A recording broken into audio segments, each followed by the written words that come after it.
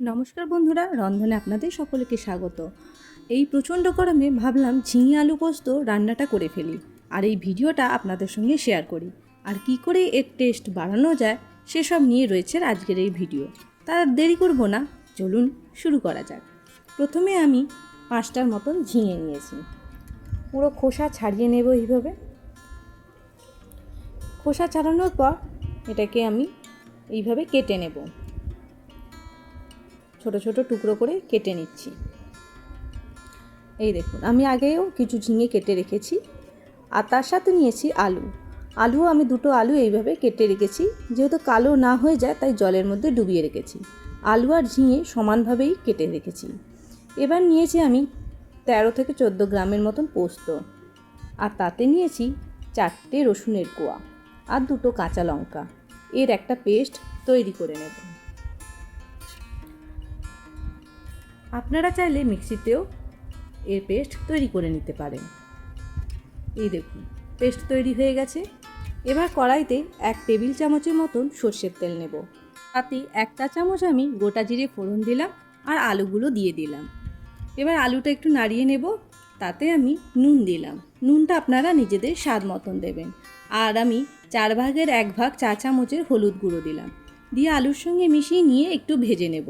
খুব বেশি ভাজবো না, লাল করব না। এবার তাতে আমি জল দিলাম আলুটা সেদ্ধ করার জন্য। ভালো করে মিশিয়ে নিয়ে এবার চাপা দিয়ে রেখে দেব 5 মিনিটের মতন। আলুটা যখন সেদ্ধ হয়ে আসবে প্রায়, তখন এর মধ্যে ঝিঙেটা দিয়ে দেব। ঝিঙেটা দিতেই তাতে আমি ঝিঙে থেকে জলটা তো বেরোবেই, কিন্তু তার আগে আমি এখানে পোস্ত বাটাটা দিয়ে দেব। দিয়ে ভালো করে মাখিয়ে নিয়ে একটু কষে নেব 2 থেকে 3 মিনিটের মতন। তারপরে বাটিতে যেটুকু লেগে আছে তাতে অল্প জল দিয়ে আমি ঢাকা দিয়ে রেখে দেব। আর ঝিঙে থেকে যেহেতু এমনি জল বেরোবে তাই খুব বেশি জল দেওয়ার প্রয়োজন নেই। 5 মিনিটের মতন চাপা দিয়ে রেখে দেব। ঝিঙে আর আলু প্রায় সেদ্ধ হয়েই গেছে। এবার আপনারা যতটা গ্রেভি রাখতে চাইবেন ততটা আপনারা জল পরিমাণ দিতে পারেন। আমি এখানে গ্রেভির পরিমাণ একটু কমই রেখেছি। আর উপর থেকে কাঁচা লঙ্কা চিড়ে দিলাম আর কাঁচা সর্ষের তেল দিয়ে চাপা দিয়ে রেখে দিলেই তৈরি হয়ে যাবে ঝিঙে আলু পোস্ত। দেখতে পারলেন খুব সহজেই তৈরি হয়ে যায়।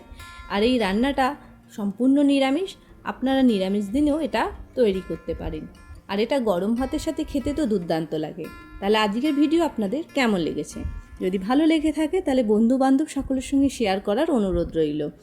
আর যারা আমার চ্যানেলে নতুন সদস্য এখনও সাবস্ক্রাইব করে উঠতে পারেননি, তাদের কাছে অনুরোধ রইল চ্যানেলটিকে সাবস্ক্রাইব করে দেওয়ার জন্য। তাহলে আজকে এই পর্যন্তই। পরবর্তীকালে আবার কোনো নতুন ভিডিও নিয়ে হাজির হব। ততক্ষণের জন্য বিদায় নিচ্ছি। ধন্যবাদ।